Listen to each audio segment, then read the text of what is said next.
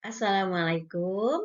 Jumpa kembali dengan video pembelajaran mengenai soal fluida dinamis, fisika kelas 11. Air mengalir melalui pipa mendatar dengan diameter pada masing-masing ujungnya 6 cm dan 2 cm.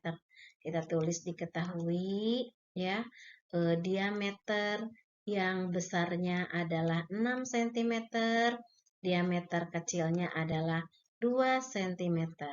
Jika pada penampang besar kecepatan airnya 2 meter per sekon, kecepatan air pada penampang yang besar adalah 2 meter per sekon. Yang ditanyakan berapa kecepatan air pada penampang kecil. Kecepatan air pada penampang kecil ini berapa? Ini ditanyakan.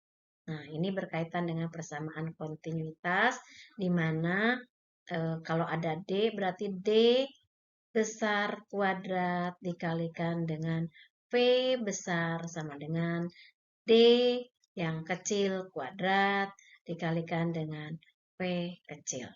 Nah, ya kita masukkan persamaannya. Persamaannya yaitu D besarnya adalah 6 kuadrat, satuannya tidak perlu dirubah karena ini sudah senti, yang ini juga sudah senti. Dikalikan dengan V-nya adalah 2 sama dengan D kecilnya adalah 2 kuadrat dikalikan dengan kecepatan di pipa yang kecil, ini yang ditanyakan. 36 dikali 2 adalah 74, 72 sama dengan 4 dikali V kecil. Maka V kecilnya adalah 2 dibagi dengan 4 sama dengan 18 meter per sekon. Suatu bejana berisi air seperti tampak pada gambar. Ini gambarnya. Tinggi permukaan zat cair 145 cm. Tinggi permukaan zat cair katanya 145 cm. Dan lubang kecil pada bejana 20 cm dari dasar bejana. Nah, ini lubangnya berarti dari dasar bejana adalah 20 cm. Jika G-nya adalah 10 meter per sekon kuadrat, tentukanlah yang A, kecepatan aliran air melalui lubang. Nah, kita diketahui bahwa tingginya adalah 145, lalu yang ini kita namakan saja H1-nya adalah 20 cm, berarti H2-nya di sini adalah 145 dikurangi 20, maka tinggi yang ini sebesar 125 cm. Ya. Nah, kemudian yang pertanyaan A, kecepatan aliran air melalui lubang. Berarti yang ditanyakan adalah kecepatannya sebesar akar 2GH. Sama dengan akar dari 2 kali G-nya adalah 10. Nah, H-nya gunakan yang H, yang ini H2. Untuk kecepatan ya, sebesar 125 cm. Atau kalau dirubah ke meter menjadi 1,25 meter. Masukkan 1,25 meter. Sama dengan akar dari 25. Sama dengan 5 meter per sekon. Untuk yang B-nya, yang ditanyakan adalah jarak pancaran air yang pertama kali jatuh diukur dari dinding bejana. Nah ini yang ditanyakan, R-nya. Berapakah R-nya? Kita gunakan persamaan 2 akar dari, nah perkalian antara H1 yang bawah dengan H yang atasnya. Jadi 2 kali H1 dikali dengan H2 sama dengan 2 akar H1-nya, sekarang boleh pakai sentimeter. 20 asal nanti R-nya juga dalam sentimeter. Dikali H2-nya adalah 125 cm sama dengan 2 dikalikan dengan 2500 sama dengan 100 cm.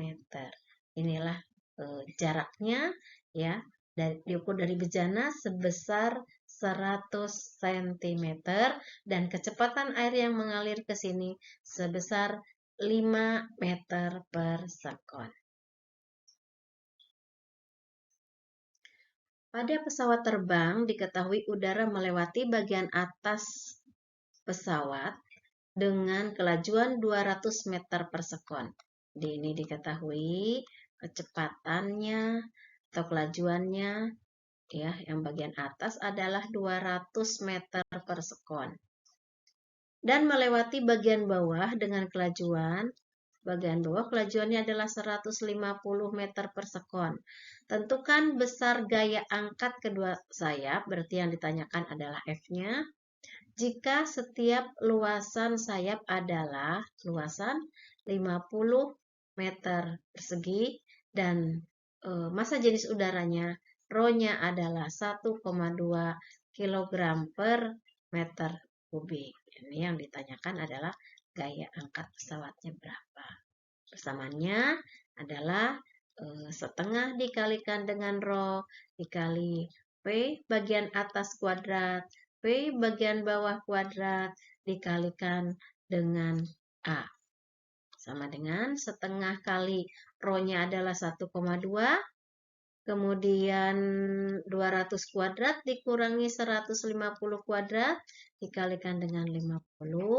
Maka hasilnya adalah 525.000 Newton.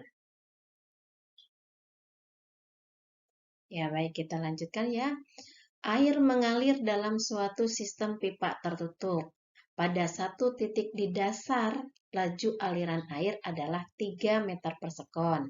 Sedangkan pada titik yang terletak 1 meter di atasnya, memiliki laju aliran 4 meter per sekon. Kalau digambar, kurang lebih seperti ini. Nah, kita lihat pipa, penampang pipanya yang di atas lebih kecil daripada yang di bawah. Kenapa? Karena kita lihat bahwa yang di atas ini memiliki laju aliran 4 meter di sini ya, kecepatannya adalah 4 meter per sekon, sedangkan yang di sini kecepatannya 3 meter per sekon. Nah, kalau kecepatan lebih besar, penampangnya lebih kecil. Ya, jadi kecepatan yang ini lebih besar daripada yang bawah, penampangnya berarti kecil. Kalau yang di bawah, kecepatannya lebih kecil, berarti luas penampangnya yang besar. Kemudian dalam soal diketahui bahwa titik yang terletak 1 meter di atasnya. Berarti kalau kita tarik garis dari sini mendatar, maka dari sini ke sini H-nya adalah 1 meter. Lalu lanjutkan di sini, jika tekanan pada titik yang lebih tinggi besarnya adalah 6,5 kilopascal, berarti di sini adalah P-nya. Ya, P-nya ini apa nih? P-nya adalah 6,5 kilopascal. Atau kalau kita rubah ke pascal menjadi 6.500 pascal. Dengan percepatan gravitasi adalah 10, maka berapakah tekanan pada titik yang lebih rendah? Jadi yang ditanyakan berarti P yang di sini. Kita anggap saja ini P1, berarti ini kecepatan yang pertama. Ini P2, berarti ini adalah V2. Yang ditanyakan adalah berapakah tekanan pada titik yang lebih rendah di sini ya. Kita coba kerjakan berdasarkan persamaan Bernoulli bahwa P1 ditambah setengah Rho P1 kuadrat ditambah dengan Rho GH1 sama dengan P2 ditambah setengah Rho V2 kuadrat ditambah dengan Rho GH2. P1-nya ditanyakan. Setengah dikali Rho-nya adalah 1000, dikalikan dengan V1-nya, berarti yang bawah ini 3 kuadrat, ditambah dengan, nah kita perhatikan di sini, Rho GH1, berarti H1 adalah di sini yang dikatakan katanya di dasar, sehingga H-nya adalah di sini 0. Sama dengan P2-nya diketahui tadi ya, 6.500. Kita hapus dulu. Sama dengan P2-nya adalah 6.500 ditambah dengan setengah dikalikan Rho-nya adalah 1000 dikalikan dengan kecepatan yang keduanya adalah 4 kuadrat ditambah dengan rho 2-nya adalah 1000, maksudnya rho-nya adalah 1000 dikalikan G-nya 10 dan H2-nya adalah yang ini, 1 meter. P1 ditambah dengan ini dikalikan hasilnya adalah 4500 sama dengan ini 6500 ditambah dengan 8000 ditambah dengan 10.000. Nah, maka hasilnya adalah P1-nya bagian kanan dikurangi yang kiri ya.